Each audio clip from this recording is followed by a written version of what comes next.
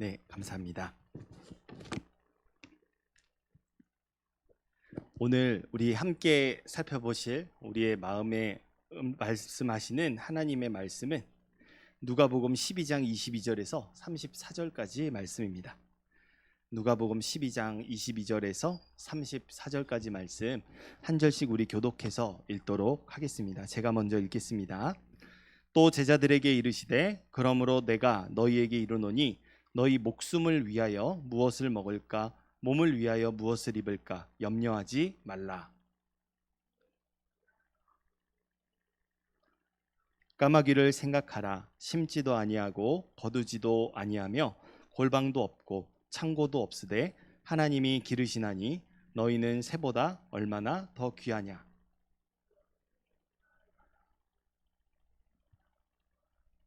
그런즉 가장 작은 일도 하지 못하면서 어찌 다른 일들을 염려하느냐.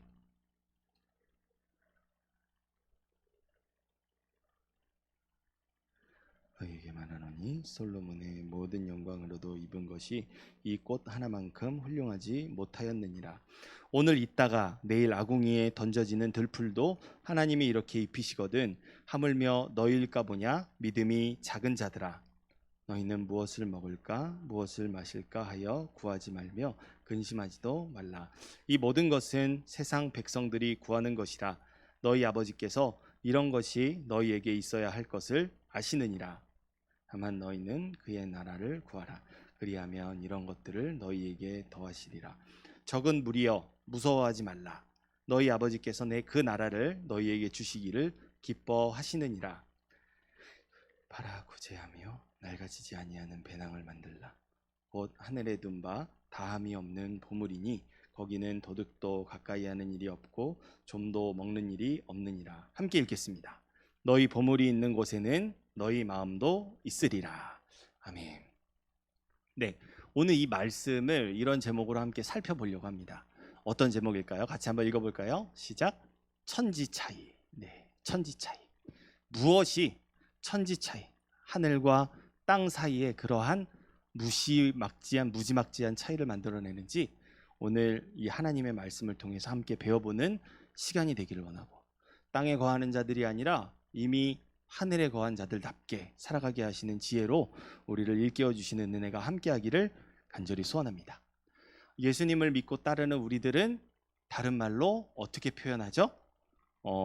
예수님의 제자된 그리스도인들이라고 말합니다. 예수님은 여러분이 보시고 계신 저 그림처럼 이 땅에서 인간으로서 받아야 할 가장 극악의 형벌을 받으셨지만 실상 그는 죽음으로 비참하게 인생을 끝내신 것이 아니라 말씀하신 대로 3일 만에 죽은 자 가운데서 일어나셔서 세상 그 누구도 이루지 못했던 죽음으로부터의 부활을 이루신 부활의 첫 열매가 되셨습니다.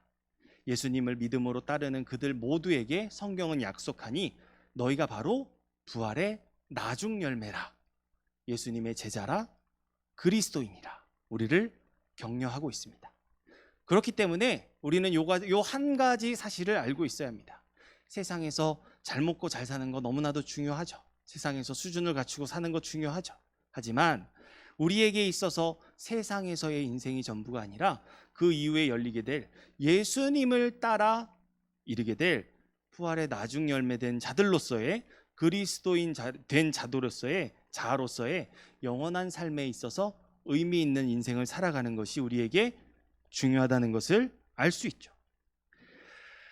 그래서 이 땅에 적을 두며 살아가는 것이 전부가 아닌 하늘의 소유를 두고 살아가는 우리들을 향해서 예수님의 제자라, 그리고 또 다른 표현으로 우리를 묘사하는 표현이 있으니 그것이 뭐냐면 청지기라고 합니다.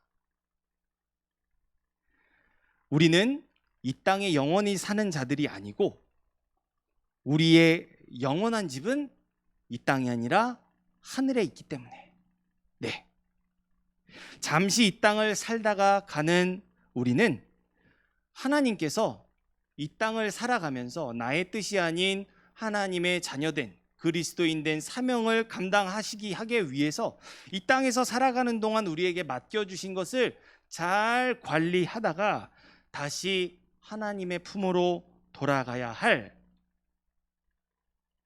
우리의 본적이 하늘에 있는 그리스도인이자 청지기적 삶을 살아가는 것이 바로 우리들의 정체성입니다.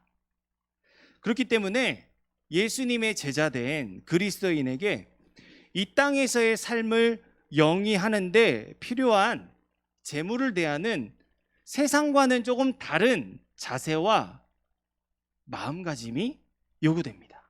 세상에서는 이곳에서 그 누구도 죽을 때 싸질머 들고 갈 것이 없기 때문에 보통 어떠한 인생을 추구합니까? 자기를 사랑하는 그 모든 마음으로 자기를 위해 사랑하는 자세들을 가지고 살아간다고 한다면 이 땅에서 살아가는 게 전부가 아닌 하늘에서의 영원한 삶에 의미 있는 삶을 살아가기 위해서 이 땅에서 살아갈 때 그 우리에게 주어진 재물을 비롯한 모든 것들을 이 땅의 의미가 아니라 하늘의 의미가 있는 인생으로 살아가야 한다는 것. 그것이 우리가 재물을 대해야 할 세상과는 구별된 다른 자세라고, 원론적으로 말씀드리면 그것이 우리의 본질적인 자세라고 말씀을 드려야 하겠습니다. 결론부터 말씀드리면 예수님은 자신을 위해서 재물을 쌓아둔다고 하더라도 하나님께서 그 목숨을 거두어 가시면 그렇게 쌓아둔 재물이 무슨 소용이 있겠느냐, 그러한 사실을 알아야 한다고 말씀하십니다. 그리고 우리의 목숨을 위해서 무엇을 먹을지 무엇을 입을지를 염려하지 말라고 하십니다. 우리의 인생이 이 땅에서 끝나는 것이 아니라 영원한 하늘에 있기 때문에 그 인생을 먹이시는 분은 누구라는 것입니까? 우리를 이 세상으로 보내서 지으신 그 모습 그대로 회복시키셔서 이제는 이 땅에 하나님을 세우는 자들로 그리스도인으로 부르신 그 하나님께서 우리에게 필요한 재물도 주시고 우리를 먹이시고 기르시고 입히신다는 것입니다. 도무지 세상과는 결이 다른 이 예수님의 가르침을 통해서 염려할 것이 너무나도 많은데, 산더미처럼 쌓여 있는데, 목사님 아까 우리의 인생이 전쟁과 같다면서요. 그런데 그 현실 속에서 어떻게 염려하지 않고 살아갈 수 있는지, 세상에서 얼매이고 속박당하는 우리 인생이 참된 그리스도인답게 자유함을 어떻게 누릴 수 있는지, 그리고 결정적으로 재물에 대해서 우리가 어떤 마음가짐과 자세를 가져야 하는지 이 말씀을 통해서 우리가 함께 배워보는 시간을 가져보도록 합시다. 오늘 말씀은요, 명령하면서 시작합니다. 아주 강한 명령으로. 어떻게 해요? 너희 목숨을 위하여 무엇을 먹을까, 몸을 위하여 무엇을 입을까 염려하지 말라. 이게 그냥 저기가 아니에요. 청유형이 아니에요. 이게 강한 명령이에요. 염려하지 말아라. 선포하고 있는 것입니다. 무슨 의미냐면은 예수님이 다시 오실 마지막 그날까지 우리는 부활하신 예수님이 하늘로 올라가셨고 이제 복음 전파의 시대가 열려서 마지막에 다시 오셔서 그 복음으로 뿌려진 씨를 거두실, 다시 말해서 심판주로 다시 오실 예수님이 오시는 그날까지 이러한 행동을 날마다 날마다 하며 살아가야 된다는 거. 어떠한 행동이요? 같이 한번 읽어보죠. 저 색깔 칠해진 거. 시작. 너희 목숨을 위하여 무엇을 먹을까? 몸을 위하여 무엇을 입을까? 염려하지 말라. 여러분들 좀 생각해 보세요. 초등학교 들어가서 사회 시간에 거의 초반에 배우는 첫 번째 개념이 의식주예요. 의식주. 지금 예수님 뭐 말씀하고 계신 거예요? 다름 아닌 바로 그 인간의 기본권이라 할 수 있는 의식주의 문제를 가지고 언급하고 계신 거예요. 예수님이 왜 이렇게 책임이라도 지실 듯이 당당하게 말씀하시는 것일까요? 왜냐하면 염려하지 않아도 되는 분명한 이유가 우리에게 있기 때문입니다. 우리 25절에서 26절 말씀 한번 같이 읽어볼게요. 시작. 또 너희 중에 누가 염려함으로 극히 한 자라도 더할 수 있느냐? 그런즉 가장 작은 일도 하지 못하면서 어찌 다른 일들을 염려하느냐? 아멘. 이 예수님의 말씀은요, 우리가 어떠한 일에 대해서 염려한다고 해서 그 일을 해결할 수 있는 것이 아니라고 말씀하십니다. 여기서 특별히 여러분 25절 저 뒷부분에 가보면 그 키를 몇 자? 한 자라도 더할 수 있느냐? 이 한 자라는 게 성경에서 가끔 나오는 여러분 규빗이라는 표현을 아십니까?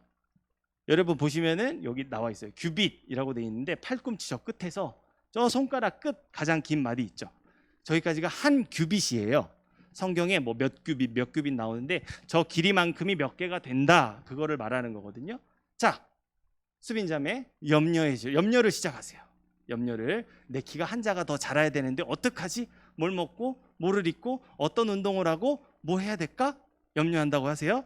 그럼 염려해가지고 키가 우리 수빈자매 한 규빗만큼 자랄 수 있습니까? 안 되죠. 네, 무가치하다는 거예요. 염려는 굉장히 비생산적이고 굉장히 효율이 떨어지는 아주 무가치한 일이다 라고 예수님께서 말씀하시는 겁니다. 이렇게 염려하는 것이 우리에게 아무런 도움이 되지 않으니 염려 자체를 하지 말아라 말씀하시는 거죠. 이게 첫 번째 이유고요. 두 번째 염려하지 않아도 되는 이유는 하나님께서 친히 이런 일을 하신대요.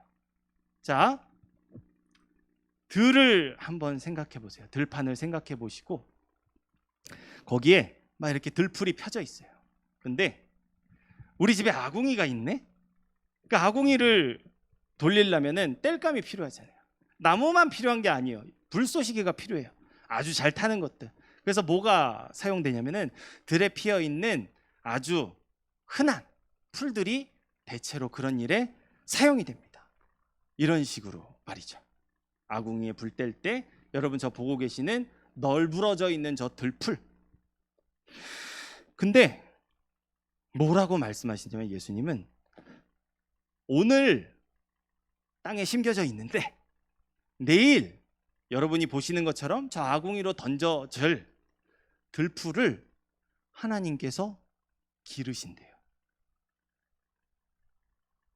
하물며 들풀조차 하나님께서 기르시는데 성경은 우리에게 들풀이라고 말하지 않거든요. 우리 인간을 표현하는 고유적인 대표적인 표현이 하나 있죠. 뭐죠? 여러분? 하나님의 형상과 모양을 지닌 자들이라고.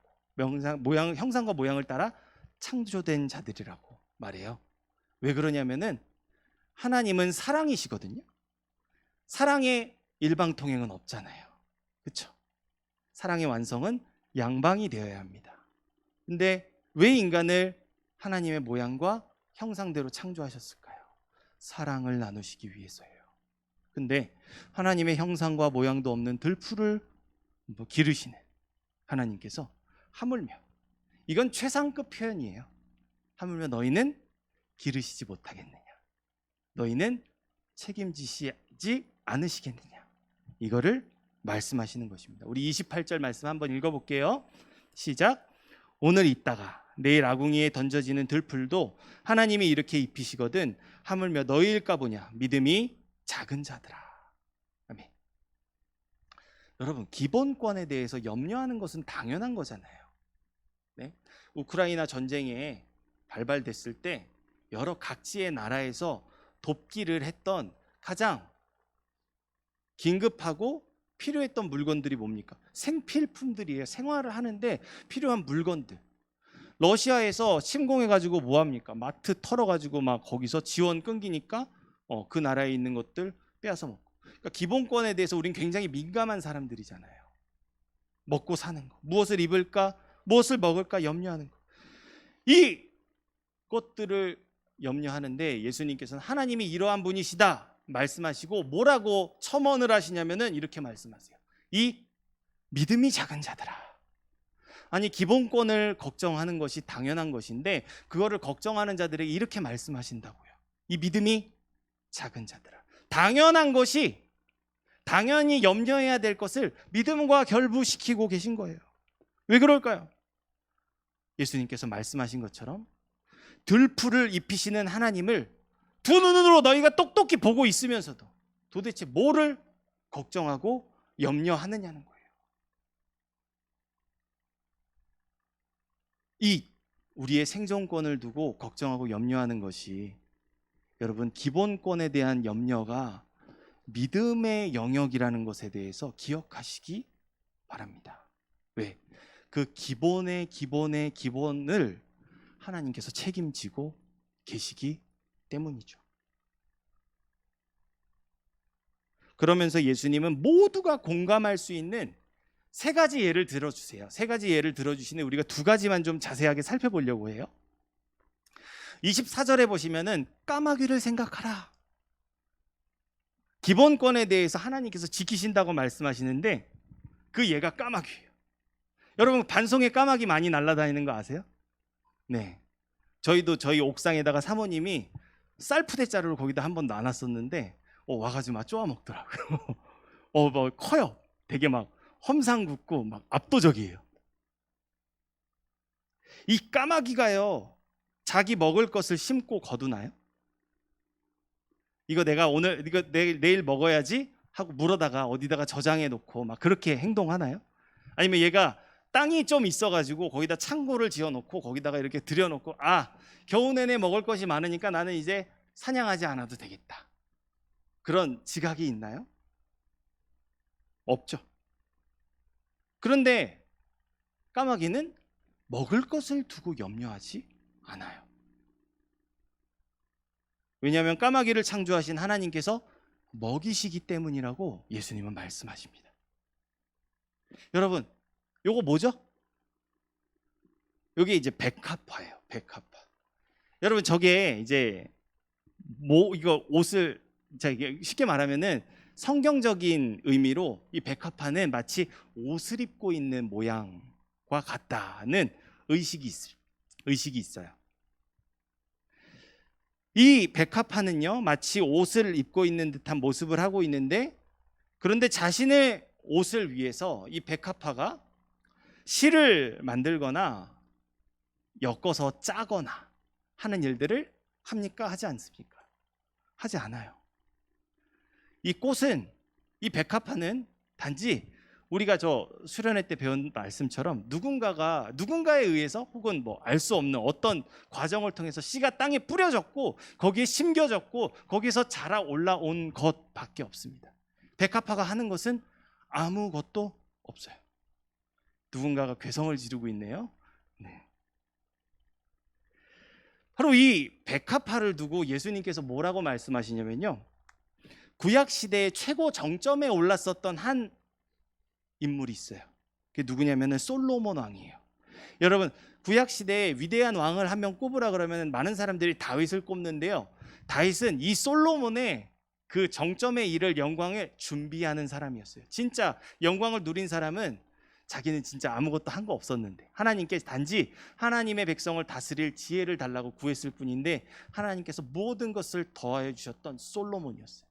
여러분, 고대 사회에서 한 나라의 왕이 입는 의복은요, 그 나라의 국력을 보여주는 하나의 창문이 됩니다. 생각해 보세요. 열방의 정점에 서 있었던 솔로몬, 여러분, 솔로몬의 재판이라는 말도 있잖아요. 그 성경이 아니라 세상에서도 그거를 활용할 정도잖아요. 얼마나 그의 명성이 뛰어났는지를 알 수 있죠. 근데 그때 그 당시에 정말 온 세상에 위용을 떨치던 솔로몬의 그가 즐겨 입었던 그 영화로운 옷도 이 백합이 두르고 있는 옷보다 못하다고 말씀하십니다. 그냥 대놓고 말씀하시죠. 솔로몬의 옷보다 이 백합이 더 아름답다. 왜냐하면은 예수님은 하나님께서 이 백합화를 기르시기 때문이다 라고 말씀하세요. 여러분, 창조주 하나님께서 까마귀를 먹이시고 백합화를 기르십니다. 하물며 하나님과 인격적인 사랑을 나누기 위해서 창조된, 그분의 형상과 모양대로 창조된 우리는 어떻겠습니까? 까마귀와 백합화를 먹이시고 입히신다면 그 먹이시고 입히시는 하나님이 우리 안에 살고 계세요. 성령 하나님으로 우리 안에서 살고 계십니다. 그분이 창조주이세요. 내게 없는 것을 더하시는 것이 아니라 내게 없는 것을 창조해서 공급해 주시는 분이시라고요. 아무런 걱정도 염려도 쓸 데가 없다는 것이죠. 우리는 그 사랑을 날 위한 예수님의 십자가에서 이미 확인하지 않았습니까? 그게 우리 믿음이잖아요. 하나님께서 나를 이처럼 사랑하셔서 자기의 하나뿐인 아들마저도 내어주셨다. 하나님이 세상을 이처럼 사랑하사 독생자를 주셨으니 이는 누구든지 그를 믿는 자마다 멸망하지 않고 영생을 얻게 하심이라. 우리가 사랑하는 요한복음 3장 16절 말씀이잖아요. 그렇다면은 이 염려의 문제는 이제 하나님에게로 가는 것이 아니라 우리의 문제로 다시 돌아오게 됩니다. 우리가 일상에 대해서 염려하지 않기 위해서는 이 성경에 기록되어 있는 수많은 기록들을 종합해 본 결과 우리가 염려하지 않기 위해서는 우리가 해야 할 것이 하나 있어요. 그게 뭐냐? 기억하는 것입니다. 뭐요? 나는 하나님의 형상과 모양대로 창조된 하나님의 사랑받는 자라는 사실을 기억해야 합니다. 여러분, 우리가 살고 있는 세상의 모든 상황들과 환경들, 우리가 만나는 모든 순간들, 전쟁이라고 말했잖아요. 구약시대에 요셉이라는 민족의 총리가 애굽의 그 높은 자리에 있었을 때 이스라엘 백성들은 평안했어요. 안전했어요. 잘 먹고 잘 살았어요. 근데 그 요셉이 죽고 난 다음에 요셉을 알지 못하는 바로가 일어나서 그 백성들이 어떻게 됩니까? 핍박을 받아요. 막 라암셋 성을 만들어야 되고 벽돌도 구워야 되고 막 날라서 지금도 아직도 신비한 그 세계의 미스테리한 건축물로 남겨져 있는 피라밋을 지었죠. 그때 이스라엘 백성들이 어떻게 하나님의 구원을 얻게 되었는지 아세요? 그 영적 전쟁의 현장에서 죽어나가는 그 사실 속에서, 그 현실 속에서 이 백성들이 성경이 뭐라고 말하냐면은 하나님을 기억했다고 말해요. 우리 하나님께 부르짖었다고 말해요. 그래서 하나님께서 그들을 기억하셨고 모세를 보내시고 10가지 재앙을 베푸시고 그들을 끌어내시고, 이게 바로 역사적인 출애굽이에요. 근데 예수님은 그들의 그 행위가 오늘 우리에게 필요하다고 말합니다. 뭐요? 나를 기르시고 먹이시고 입히시고 구원하시는 그 하나님을 사랑받는 자라는 사실을 기억하라고 말이죠. 그런데 우리는 내가 누구인지 잊고 살 때가 너무나도 많습니다. 내 존재가 어떠한 사람인지, 하나님의 사랑받는 자라는 사실을 기억하지 못하고 살아갈 때가 너무 많아요. 왜요? 한 가족의 아버지로서, 한 가족의 어머니로서, 혹은 자녀로서, 누군가의 언니, 오빠, 형, 누나로서 살아가면서 주어진 그 삶의 자리가 우리에게 가중하는 그 무게로 인해서 나의 존재는, 하나님께 사랑받는 자라는 나의 존재는 잊혀집니다. 그래서 뭐만 남냐? 염려, 걱정, 근심만 남게 돼요. 당장의 이 눈앞의 현실을 어떻게 해결해야 할지, 그 현실의 문제 때문에 이 의식주의 문제를 뛰어넘지 못하는 것이 우리의 현실입니다. 하지만 하나님은 예수님을 통해서 이 본문을 말씀을 통해 우리에게 이렇게 말씀하십니다. 너는 나의 걸작품이다. 너는 나의 사랑하는 아들이요 딸이다. 이 사실을 알게 하신 예수님을 믿는 믿음이 우리에게 있다면 우리의 인생은 모든 상황 속에서 염려가 아닌 하나님께 영광 돌리는 감사와 기쁨이 넘치게 되는 줄 믿습니다. 우리가 누구라고요, 여러분? 하나님의 사랑을 받는 자, 이미 받은 자라는 사실을 기억하시기 바랍니다. 그것이 그리스도인의 정체성이라는 사실을 여러분 기억하시기 바라요. 자, 그렇다면은 하나님은 사랑이시고 그분은 신실하신 분이세요. 세상 그 누구처럼 변하거나 변덕이 줄 끓거나 하는 분이 아니세요. 사랑하시되 끝까지 사랑하시는 분이세요. 그분의 별명은 처음이요 마지막이요 알파와 오메가요 시작과 마침이십니다. 처음 작정하신 그 사랑이 끝까지 변함이 없다는 거예요. 그러면 우리한테 염려하지 말라고 하셨으니까 염려가 필요 없는 우리의 인생 어떻게 살아야 될까요? 대충 그냥 살면 되겠네요. 뭐 이런 검색어를 치니까 저 사람이 나오더라고요. 아주 옛날에 뭐 이런 게 있었어요. 저도 좀 기억이 나는 것 같아요. 그런 생각이 너무 당연해 보이죠. 까이거 뭐 대충 살면 되지 뭐. 이런 생각. 이런 아니란 생각이 우리의 마음에 틈탈 수 있습니다. 왜? 염려할 거 없다며. 모든 상황에서 하나님께서 날 도우신다며. 대충 살면 되는 거 아니야? 그게 특권 아니야? 라는 생각을 우리가 가질 수 있다는 거예요. 아니나 다를까 예수님께서 그 부분을 이미 알고 계셨던 것 같아요. 우리의 이런 마음을. 그래서 뭐라고 말씀하시냐면은 염려할 필요가 없는 인생이 앞으로 어떻게 살아가야 되는지에 대해서 우리에게 알려주십니다. 우리 31절 말씀 함께 읽겠습니다. 시작. 다만 너희는 그의 나라를 구하라. 그리하면 이런 것들을 너희에게 더하시리라. 염려할 필요가 없는 인생, 하나님의 도우심이 임하는 인생은 다만 걱정할 것이 하나 있으니 그것이 뭡니까? 하나님의 나라를 구하는 것이다 라고 말씀하십니다. 하나님 나라를 구하는 것을 위해서 걱정하고 염려하고 근심하라. 그들에게 이 땅을 살아가는 모든 필요에 있어서 모든 채워져야 할 것에 대해서 하나님께서 뭐 하시리라? 더하시리라. 하나님이 친히 먹이시고 입히십니다.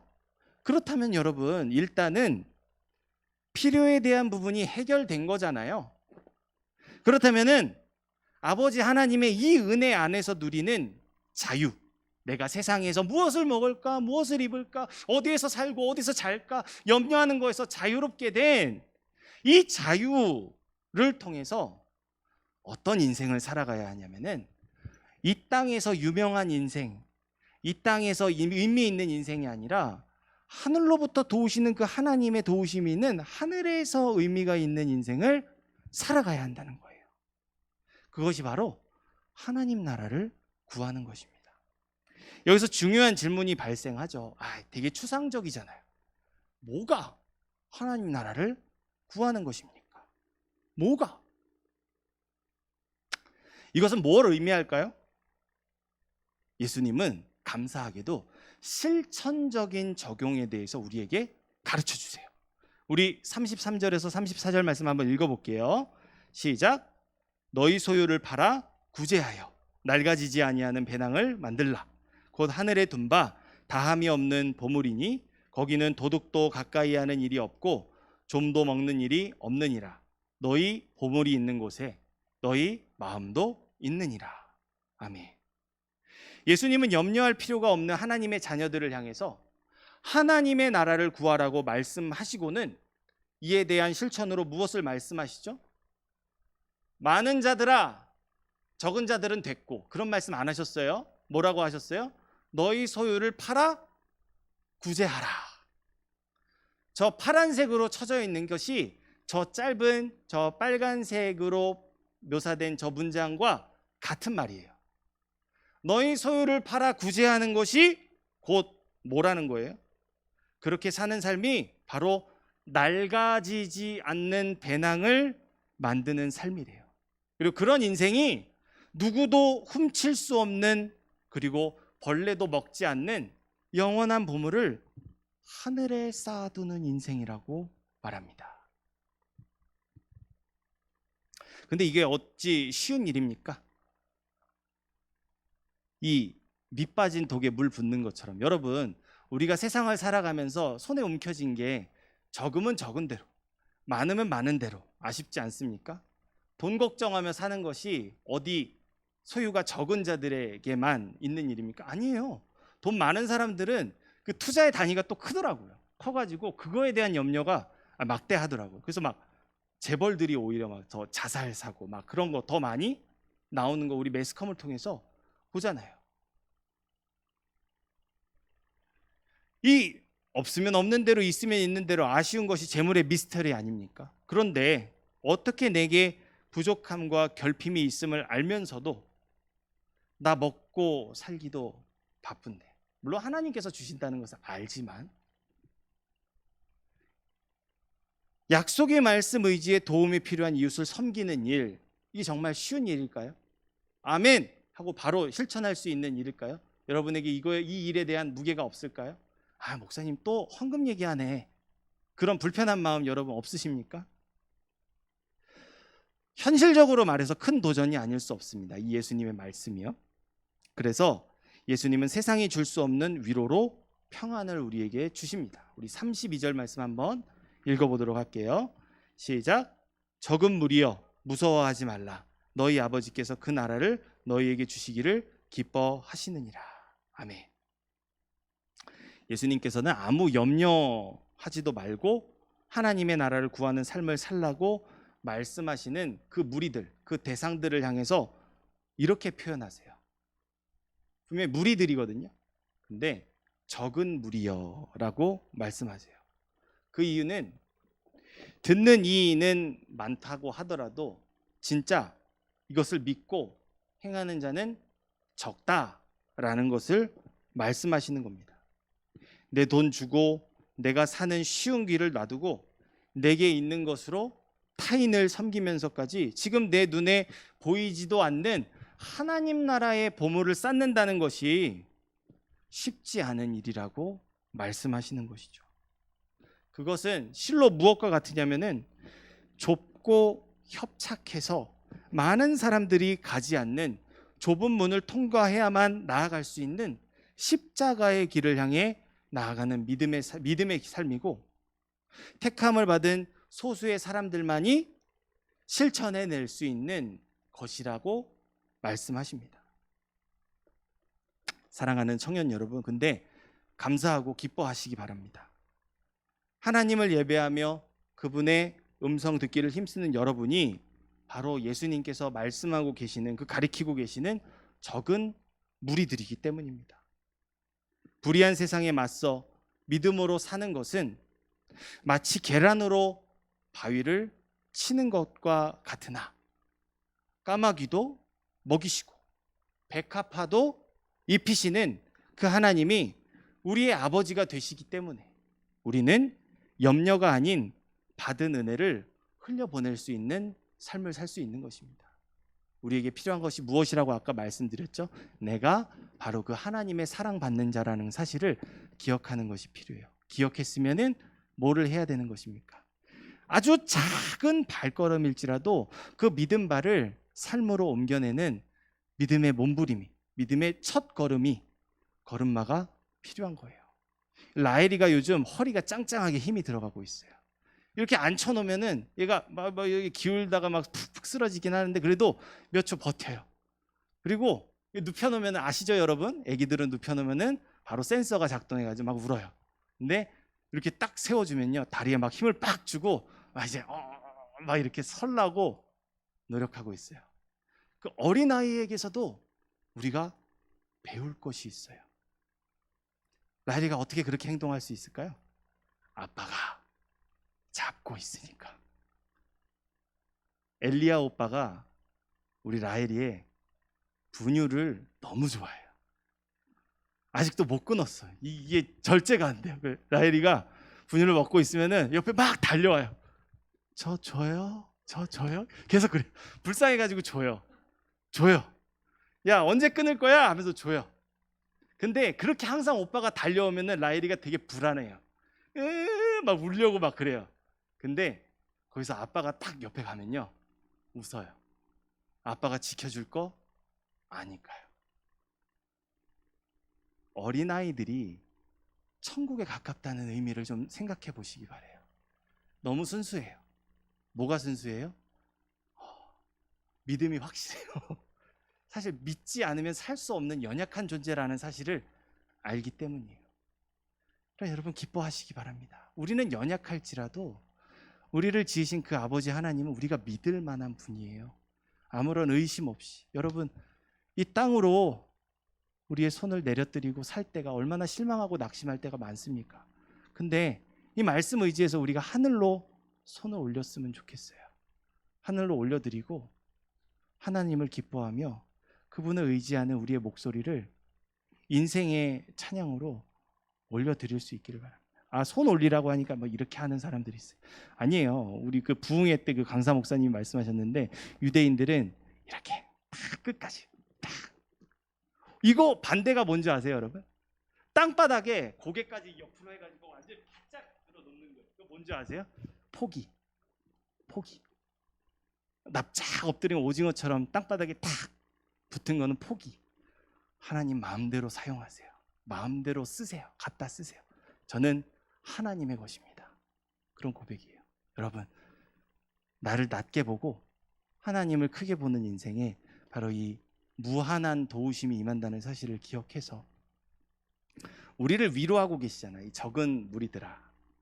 적은 무리지만 듣고 하나님을 믿음으로 반응하는 자들이라 말씀하시니 은혜 앞에서 우리가 이제 우리에게 다가온 은혜를 그냥 놓쳐버리는 것이 아니라 진짜 믿음의 몸부림을 치며 한 주간 살아가면서 이 땅에 살지만 하늘의 부요한 은혜를 누리는 이 천지 차이를 누리는 인생의 주인공들로 살아가시는 우리 청년 여러분들 되시기를 간절히 소원합니다. 기도하겠습니다. 자비로우신 아버지 하나님, 주님의 은혜와 사랑에 감사합니다. 염려할 것도 많고 걱정 근심도 많은 우리에게 하늘의 소망으로 위로하시고 두려울 것이 없는 주님과 동행하는 자들이라는 사실을 일깨워 주심에 감사합니다. 변함없는 그 신실한 사랑 앞에서 이제는 우리의 마음을 주님의 마음과 하나로 합쳐서 그 하늘의 부요한 은혜를 누리며 살아가는 우리 모두가 되게 하여 주옵소서. 언제 어떤 상황에도 예수 그리스도를 믿는 믿음 안에서 하나님은 나와 함께 하시며 나의 모든 필요를 아시고 공급하시고 채우시고 만족해 하시는 분이라는 사실을 잊지 않고 그 믿음 따라 눈에 보이지 않는 하나님을 두 눈으로 배없는 것 같은 신실한 믿음의 소유자답게 살아가게 하여 주옵소서. 그러한 하늘과 땅의 차이를 빚어내는 놀라운 믿음으로 살아가는 모든 청년들마다 약속하신 축복의 은혜가 부인되지 아니하고 실제로 그 은혜는 존재하였노라 하는 믿음의 고백드리는 한 주간의 인생을 살아가고 다음 주에 함께 만났을 때는 주님 앞에 기쁨으로 찬미드리며 영광 돌리는 복된 간증의 시간이 함께하는 우리 모두 청년들의 인생이 되게 하여 주옵소서. 능히 이루실 주님을 찬양하며 이 모든 말씀 살아계신 우리 구주 예수 그리스도 이름으로 기도합니다. 아멘.